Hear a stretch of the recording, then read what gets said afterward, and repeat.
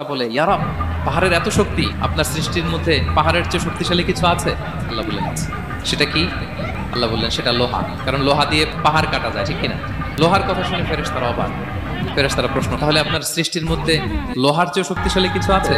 আল্লাহ বললেন আছে। কি সেটা? আন্নার, আগুন। কারণ আগুন লোহাকে কি করে? গলিয়ে ফেলে। ফেরেশতারা শুধু অবাকই হচ্ছে। ফেরেশতারা বলে আগুনের চেয়ে শক্তিশালী কিছু আছে? আল্লাহ বলে আছে, আলমা, পানি। কারণ আগুনে দাউ দাউ করে জ্বলে ওঠা আগুনের মধ্যে পানি দিলে আগুন অস্তিত্ব হারায়।